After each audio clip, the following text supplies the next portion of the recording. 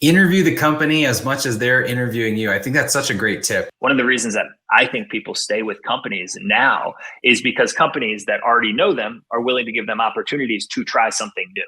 It's very hard to get a new job that has a new job, new place, trying something new. Very, very hard. But it is possible when you've built up trust at an organization to have them say, you know what?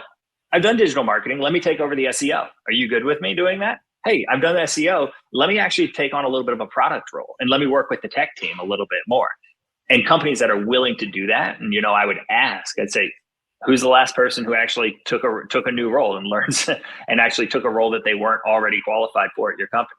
What's the education? What's the professional development you gave them? And let me talk to them.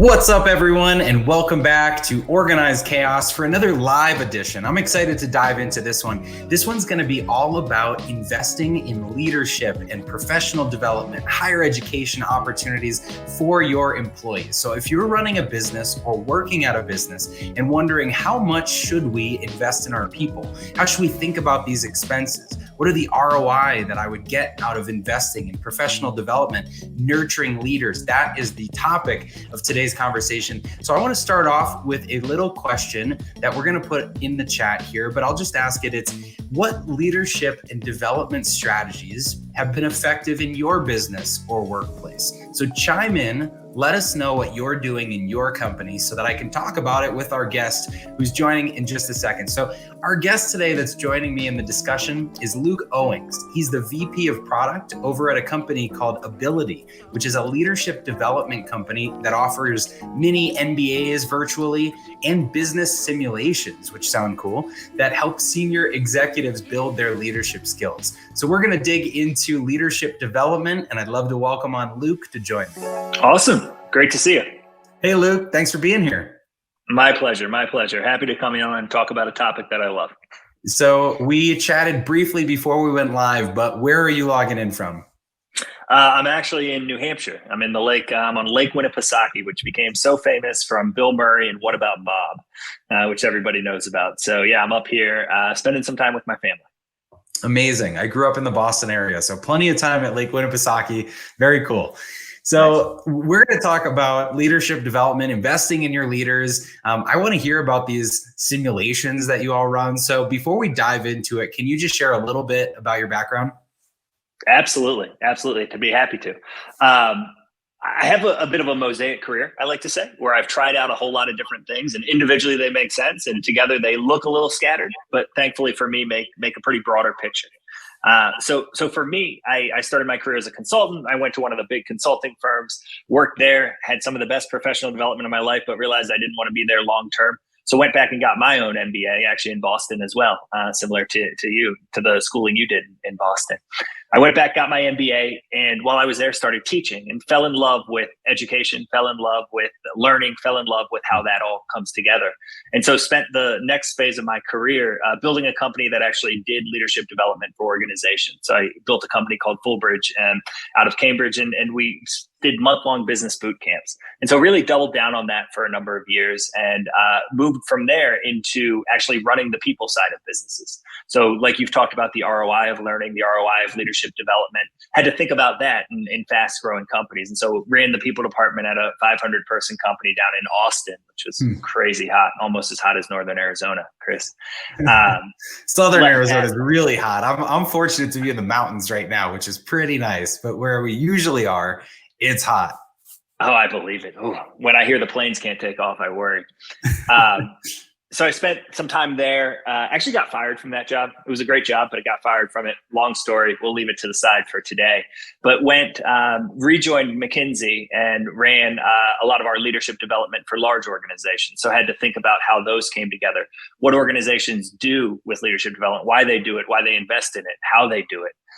And then when I left there in 2020 during the pandemic, came over and joined Abilitie and run our product team, where we build the leadership development programs and simulations that actually help people develop in their careers, whether they're high potential leaders, whether they're executives taking the next step, but whatever it is, from small, medium-sized businesses all the way up to Fortune 10s, working with them to actually develop their leaders. So I feel very privileged to have a whole lot of different experiences across the gamut of size of company and across different roles.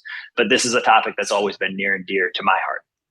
Yeah, so it sounds like your whole career has kind of been steeped in professional development, whether it was from a consulting capacity and trying to help level up the businesses you work with, or in this leadership development world. And so now working in product and developing these kind of curriculums to level people up.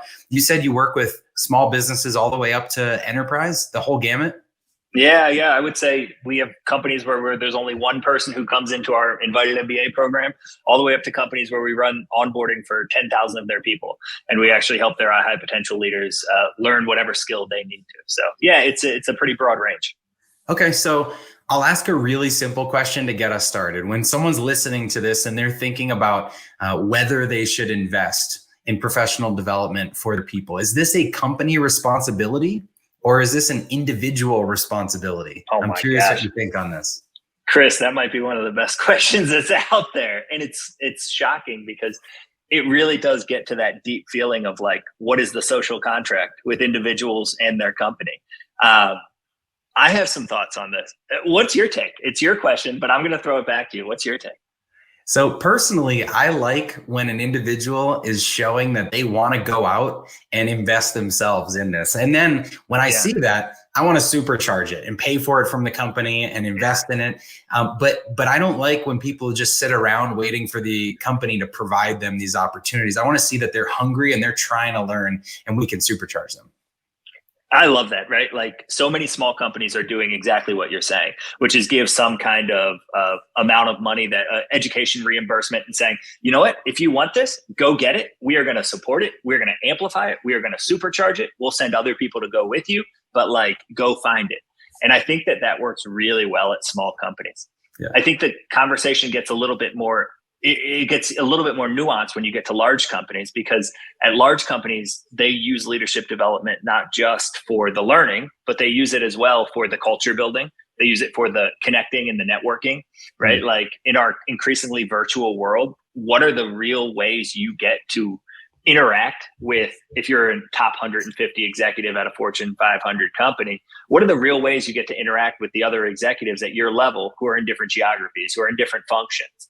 And so I increasingly, and we at Abilitie increasingly see companies use it as a way of actually building a network and building a culture. And I think that's a place where companies can and do invest in it. And the ROI there is pretty clear in terms of retention. Yeah, I hadn't thought about that. So if you have leaders that are working in different departments or geographies and they don't interact much, the professional development programs, curriculums can be a way for them to kind of go to school together and develop that camaraderie, right?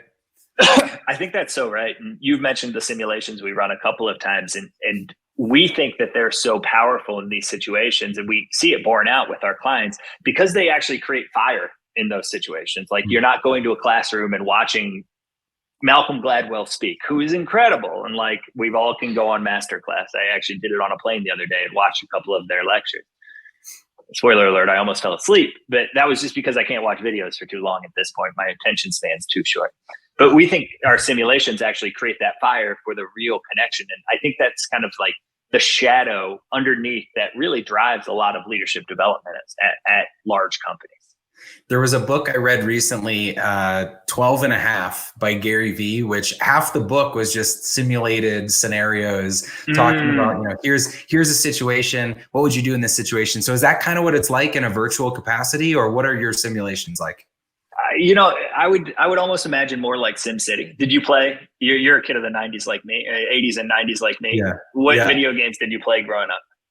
I played a lot of NBA Jam. I played like the sports stuff. I wasn't too big into like the SimCity. I thought it was cool, but it was like, the computer lab in my class with the Macs. They had that, and I never stayed after. I was doing sports. Yeah. Well, you and I both played the NBA Jam. I tell you, having Chris Mullin shoot from the corner was not a bad strategy. Yeah. Ours are a bit more like, I think the corollary for people who have played it would be more like SimCity or Civilization, where you're actually building a structure. And in one of our main ones, Business Challenge, you're building a company and you have access to its financials, and you build it over the course of many years and compete with other teams. And so you and a couple of partners actually get to go through the hard discussions an executive goes through. How much do we spend on R&D? What do I do on our pricing model? And then how do we then use that to create value? So some are more like that, and some are more role play based, similar to what you've talked about for the case study ones, where you're learning how to manage people. And so we have actually a whole portfolio of them that are integrated into our Embodied MBA, which we think are really powerful learning tools. Okay. So you mentioned when you invest in this, yes, it's for the education. Yes, it's for culture and building connections with people. Are there other, elements that you're selling this on? What else should people expect to get if they're making an investment? It's interesting because I probably took your question and took it more toward the enterprise side and the large company side. And it's every bit as interesting at the small side, where you started with your answer. For people who are learning, right, it's about getting a new lens, getting a new language around business. If you're working at a small company, you might never have had access to financials and financial thinking and trying to understand how to think of a break-even analysis when you're trying to decide whether to hire a new person or bring on a contractor for a short period of time. That type of thinking and that type of business toolkit is something that you should expect from these sims and from any leadership development. You also should, in some way, shape, or form, expect a confidence to actually enter into conversations about topics that are outside of your subject area. So if you're a marketing specialist and you're saying, I want to get a mini MBA or I want to continue my leadership path, you better start to learn the language of strategy. You better start to learn the language of finance. You better learn these, and so that you can enter into those conversations when your role is no longer just an individual contributor in the marketing function. And so I think there's a whole set of skills and language and mindsets that really need to come with good leadership development. Yeah, totally. Okay. So on the employee side, then there's been a lot of career pivots and people changing jobs. If someone's looking for the next company that they're going to work with, how do they know which companies invest in training and don't invest in professional development? Should they be asking these questions when they're interviewing, or how do you think candidates should consider this? Absolutely. I think the best thing you can do is look at people who are there, right? And regardless of what anybody says in an interview, are the people who are there getting professionally developed? Are they getting access to opportunities? And I think in today's world, with the number of opportunities, with the tight labor market as it is, any candidate should be interviewing a company as much as the company is interviewing them, and talking to people who are been in your role, if it's a common role, or are adjacent to your role. How do you get professional development? How does the company support it? Do they reimburse it? Do they actually help you find opportunities? How do they make sure that after you do it, it gets actually applied, and so you're actually learning? And that's like the learning side. The other side, which is crazy important, is how do you get opportunities to do new things? One of the reasons that I think people stay with companies now is because companies that already know them are willing to give them opportunities to try something new. It's very hard to get a new job that has a new job, new place, trying something new. Very, very hard. But it is possible when you've built up trust at an organization to have them say, you know what? I've done digital marketing. Let me take over the SEO. Are you good with me doing that? Hey, I've done the SEO. Let me actually take on a little bit of a product role, and let me work with the tech team a little bit more. And companies that are willing to do that, and I would ask, I'd say, who's the last person who actually took a new role and learns and actually took a role that they weren't already qualified for at your company? What's the education? What's the professional development you gave them? And let me talk to them. Like, I don't see any reason why you shouldn't do that. You're making a big investment of your own time and career. Interview the company as much as they're interviewing you. I think that's such a great tip. And so anyone that's listening, that's in the job market, remember, you're interviewing the company. They're not just interviewing you. So make sure it's a good fit. And I think it's a great suggestion to reach out to people that recently started at the business and ask, what is professional development like there? So great tip. Now, from a company's perspective, how much do you invest in this? And I'm going to take away the easy answer, which is it depends. You can't say that. How would you think about the investment on a dollar basis, on a percentage of salary? Like, is there some formula that you would use? I can't say it depends. No. If I had to give a number and you had to you just pushed me to give a number, I would say it should be at least a couple $1,000s a year, right? And I think that you can go really far with a couple $1,000s a year. I think companies that I see that do this well, some of them do around $2,000 a year, some of them do up to $5,000 a year. I think You can do a lot with $2,000 a year, though, with all the opportunities that are out there, with all the pushes that are out there. There's the self-paced learning, the LinkedIns of the world, LinkedIn learnings, where you have to do stuff like that. There's also the boot camps, more like our Invited MBA, or more like some of the boot camps that exist around user experience, technology, engineering, any of these things. And so I think you can get a lot with a very little. And so one thing I would look at is how much money do they put toward it? And the second thing I would look at, quite honestly, is whether or not they actually have structures in place to actually create opportunity for it. And I look at a company like Guild Education, which does an incredible job partnering with huge organizations like Walmart or Disney and providing access to educational opportunities to the Starbucks to companies like this, Starbucks and Walmart, Disney. And I think that when those things exist, that's a sign that people are actually being professionally developed. Yeah, I've said this before, so I'll share it again, but I kind of think of a rough number as about 5% of someone's salary plus their time on an annual basis.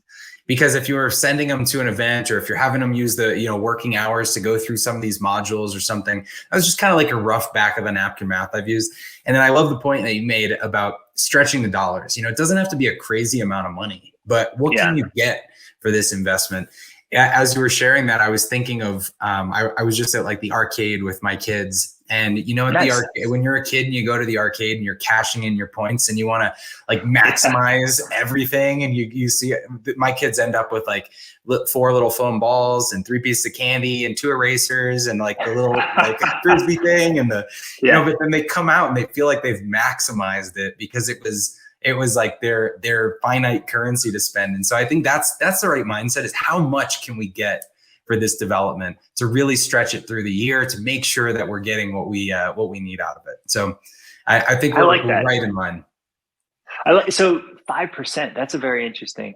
So then it goes up as people end up higher in their career and higher salaries, and their educational benefits go up too. Yeah. And that's kind of, again, it's a rough back of the napkin thing, but the reason for that is as people are getting more advanced in their career, they're taking on that next leap. They probably need some more expensive resources, whether it's coaching or a mentor or someone to come in and do a workshop. And so it's just a simple way that I've tried to think about it. I like that. How many people are at Trainual? Can you remind me that again? Almost 100. Almost 100. Yeah. So how have you seen leadership development change at Trainual as you started it and it's grown from much smaller than that up to 100 people? How have you seen it change how your people get professionally developed?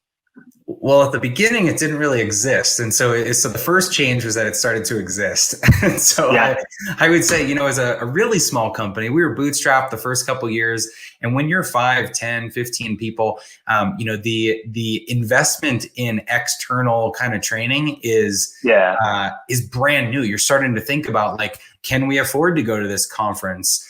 Can we buy this certification for a person? You don't really have like a formula for it.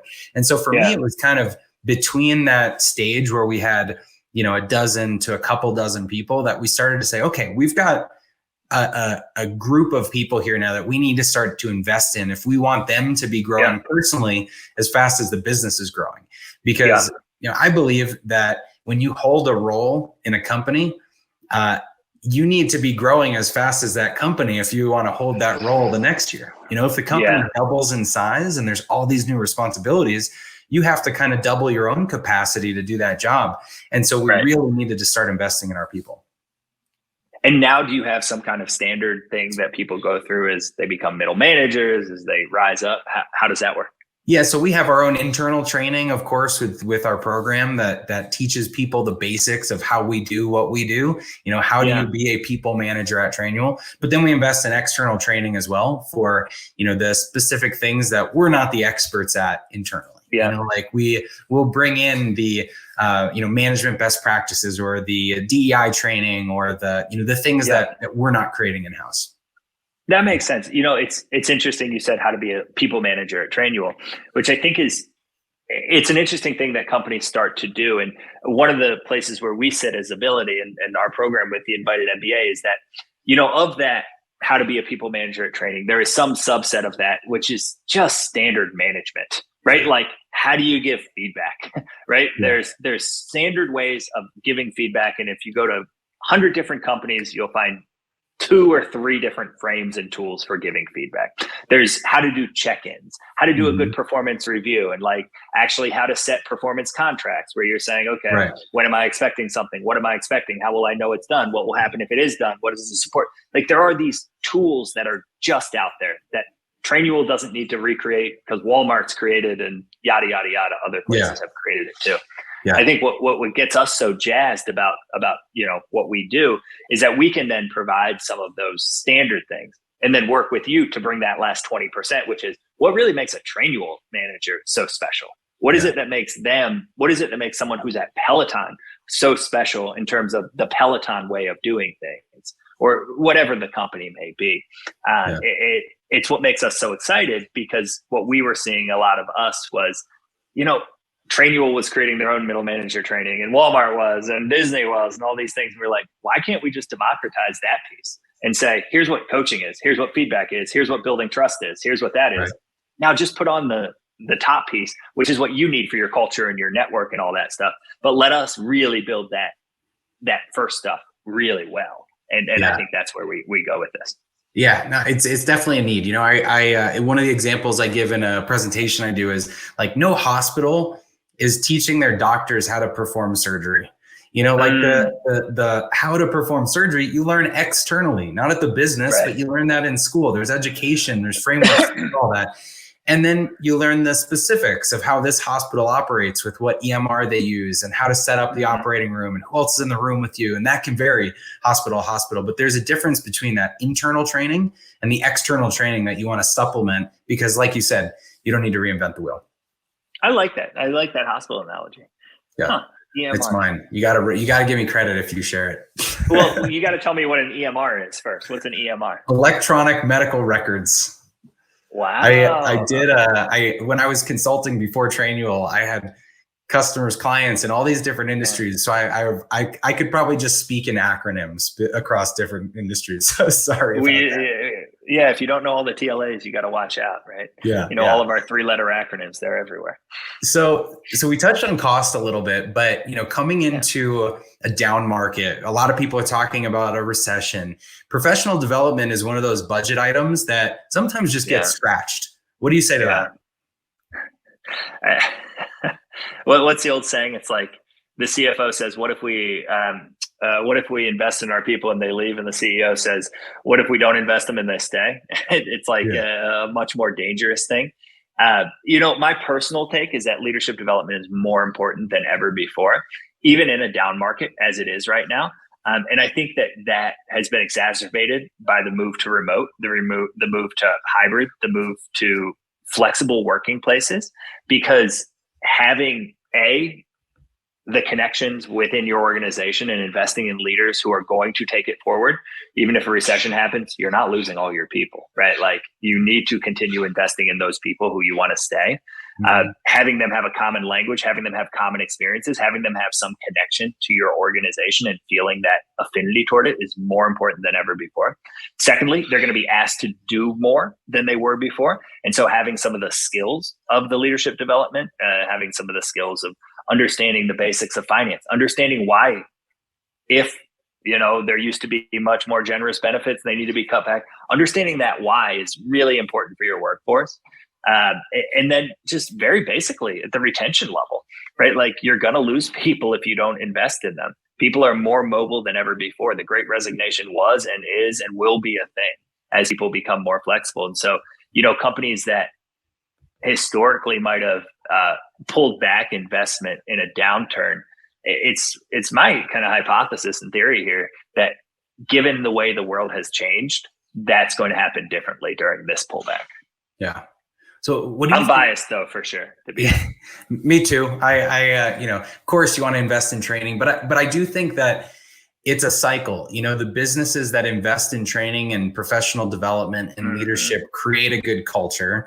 And you look at the businesses with the best cultures, and those are the ones that you expect and trust to be investing in these things. And so it is a little bit of a cycle.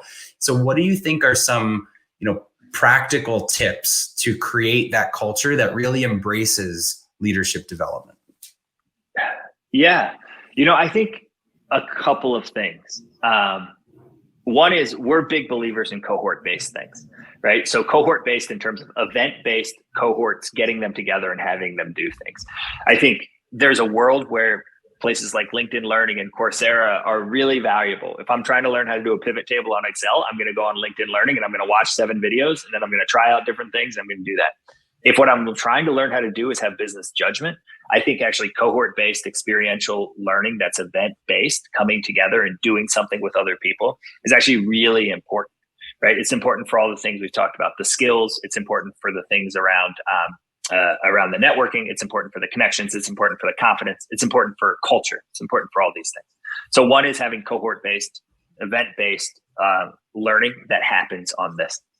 Secondly, I think it's really important that when you're doing those things, you're actually using a language that then gets applied when they're back in their real jobs, in their regular jobs. And so whether that language is some of the tools around it, whether that language is a definition of leadership development model around what a trainable manager is and what they do, right? Whatever that may be, it becomes really important. It's not just a one-off event that people are just excited about, happy about, and then walk away from, right? And so it actually has to get reinforced. And then lastly, I think it comes down a lot to the real high level executives of the company who are continuing to reinforce it through A, what they do, their own professional development, and B, calling out people who are doing it and calling out things that matter from it. And so I think in many ways their job is creating the heroes of an organization, and in creating the heroes, they have the opportunity to highlight how powerful this stuff is. So you create the heroes by sharing who is investing in this and what they're learning. Is there a best practice when someone goes and they learn this external knowledge, they come back and do a lunch and learn, or how can you get the most bang for your buck when you invest in these things? I think that's so, you hate my it depends answer, but I think it's so dependent on company culture and how they do things. We do lunch and learns every 2 weeks with our whole company because we're 25 people. And so, we come together and we talk about something specific. I think there's so many good tools out there for it. We also have a couple of Slack channels that are, hey, hashtag productivity hacks. Like, what are productivity hacks that you're doing? And most of our company is on there. And when someone learns something, one of my engineers goes out and learns a trick on terms of how to make their their Gmail much more effective. They share it there, right? And so there's this culture of it actually continuing to be highlighted, right? So there's Slack type things. You look at a company like Oyster, which just hit their $1 billion valuation. They are, they Tony are was just on a couple inundated. weeks ago, actually. Oh, was he? I think what they're doing is so cool, right? Yeah. They have Notion boards that they're actually using for asynchronous best practice sharing. They have synchronous only when it's needed. They tape meetings and have looms and have things that you can watch on this. And I think, man, in this virtual world, there is so many ways to do it. And it's all about ways that your organization is going to hear it. So yeah, I like this Thomas Hogan, this weekly book club. I think that's a good one, right? A lot of comments here. Cheap leadership training, a weekly book club. So much of this, to Thomas's points, his lunch and learns here as well, is just creating a culture where it becomes normal to discuss it, where it becomes normal to learn, where it becomes normal to bring something new to the table. The other way I think leaders do this is they admit that they don't know something and they have to go learn something. And sometimes that's as big as anything else. So what is good leadership? I mean, what are we striving for? What does the ideal leader look like? Is there a way to measure that somebody's leadership has improved? Oh, wow. That's, what I always look at is, well, there's the productivity things about whether they're actually getting things done, whether their team is actually getting things done. As they move up to being a higher and higher leader, I also really look at how much the people beneath them are sticking around. Leadership at the end of the day isn't leadership unless there's people there are following. Otherwise, you're just a sole person out there, right? And so, I always look at, okay, are the people beneath them staying? Are the people beneath them growing? Are the people beneath them surprising me in some ways, right? Are the people beneath them empowered in some ways to bring something new to the table? And so I think that's the kind of high level, top of the iceberg things you look for. And this whole idea of how you measure the culture and how you measure the culture of leadership is a challenging one for sure, because I'll tell you that what a good leader looks like in one place might be very different than what a good leader looks like in another place. Yeah, it's true. Every company is going to be different, have different needs. And, what's worked well for us is, for making that commitment, like I mentioned, that we know we need to invest in leaders because we know we need them to be growing like we are as a company. Mm-hmm. But before it was as systematic as it was, we needed to figure out what are each person's gaps that we want to invest in with them. And I think that a lot of companies don't put enough attention into that, to really analyzing where are you today and what are the gaps that we need to work on to get you to that next level. And so does that fit into what you recommend? I think that's great advice. I have very little to add on top of that, right? Like, as a head of a company, as you're growing your leaders, one of the big things you do is help them know what they don't know, help them understand those gaps, and then help them understand the tools to fill them. So I love what you're saying. All right. So we talked through simulations. We talked through the external information, not reinventing the wheel, building a culture that is valuing and celebrating the heroes that are getting this kind of investment, bringing it back to the team, doing lunch and learns like Thomas also mentioned. Are there any other simple tricks that maybe a smaller business without a huge budget can use to start showing that they really value this education component? Yeah, I mean, if you're doing weekly meetings, what if you ended with 5 minutes of saying, what did you learn this week? Just do that. Like, literally ask that one question at the end of your weekly staff meeting, whatever team you're on. What did you learn this week? And how did you learn it? Right. And that might be as simple as, hey, I didn't know how to do this, so I Googled the shit out of it and found it, right? Which my tech guys say all the time to me. And they're like, I didn't know this, so I Googled the shit out of it and I did that. Right? Or it might be, hey, I went to this conference and I heard this person speak. Or it might be, hey, I found this new training that actually highlights to me the gap I know I have in my financial knowledge, and I want to do that. But like so much of this is cultural. So a simple question at the end of the week of like, what did you learn this week? And how did you learn it? I think starts to create that culture, which makes all of the other things happen. People use their 5%. It makes people want to bring things back. It makes them want to go together to things. I think this is where the power really lies. So simple. What did you learn this week? There was, I don't know if you've heard of Paul Akers. He had a book, 2 Minute Lean. He was on the podcast a while ago, and they used to position this question of like, how are you saving 2 extra minutes this week? As a way to like get those productivity hacks. And I thought that was a cool way to phrase it too. We have in our Slack channel, our Slack account, a channel for share, and people post articles or podcasts or things all the time. But the rule is that you have to kind of summarize your takeaways, not just posting a link that's going to give someone an hour long to do. But what were your couple big takeaways from this? And that's worked really well for us. How big is that Slack channel, out of curiosity? It's the whole company. So 100 people. Yeah. Wow, that's awesome. Yeah. Oftentimes those things fade away once you get to a certain size company. They just become the barrier to put something in there, and then you get like 2% of people who will continue to use it, and it becomes hard. But I love that. That's awesome. Yeah, we get people using it, so it's very cool. All right, so as we start to wrap this up, one thing we didn't talk about is that leaders that are out there learning new skills, maybe sometimes have to confront that they don't know how to do things and be transparent with their team about like their areas that they're working on. So it's a delicate balance between, wanting to seem confident, like you know what you're doing, being vulnerable and sharing people like, I'm actually going to get some education on this because I know this is a weakness for me.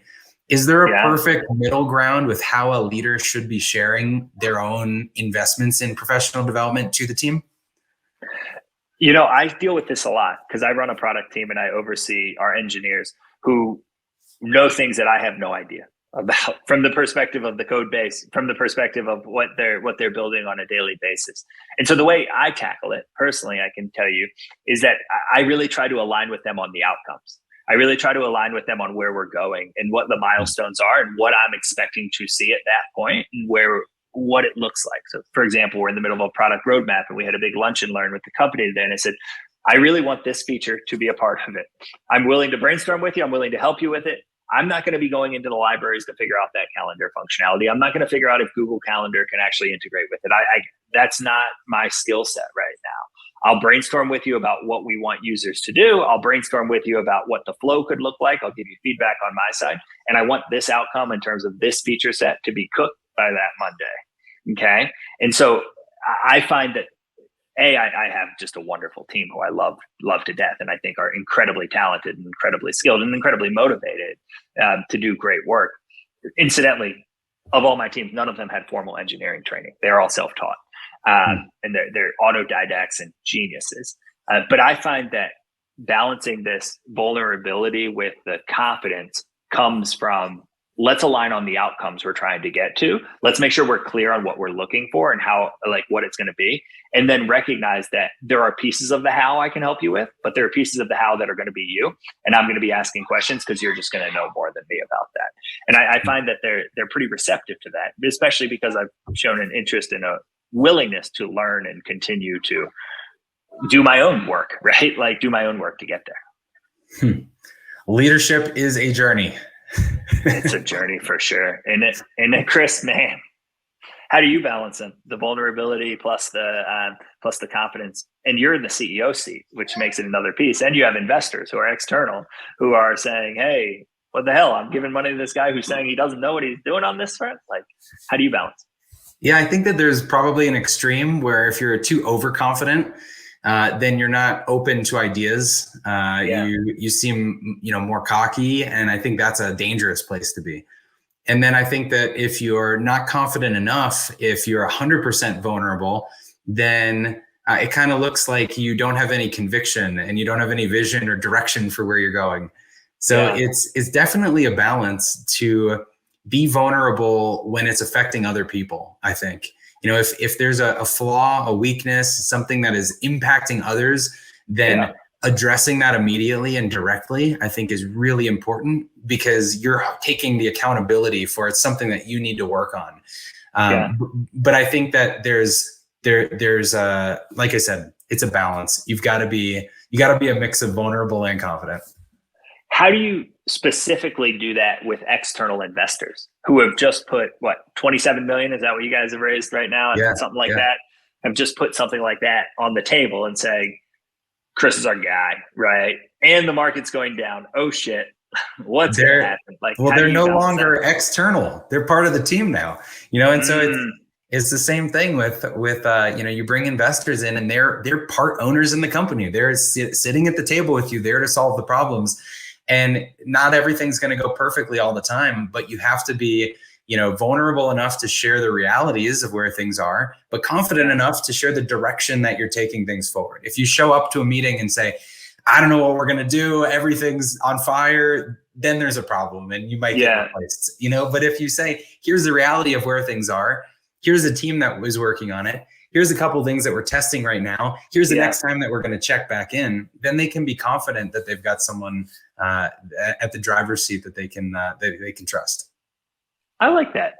So what is your biggest people worry as we head into this potential downturn as a CEO? I know Trent told me I was allowed to ask you a few questions, but what is your big, I know there's quite worries about customers. I know everyone has the same worries about the market, all this stuff. But in terms of your people, what is your biggest people concern as a CEO of Trainual as you look at the potential recession coming? So answering this off the cuff, when there's a recession, you have to be extremely focused.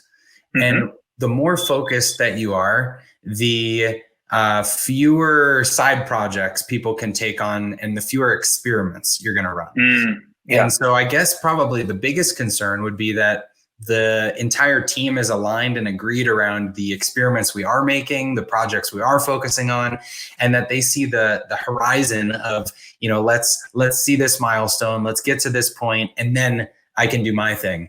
Whereas I think if people have too short a lens on a timeline of, if I can't work on this project or do this kind of thing next month, I'm going to find somewhere new to work. That's always a concern. You want to be able to give everyone the stuff that they want to do, the autonomy to do whatever they want to work on.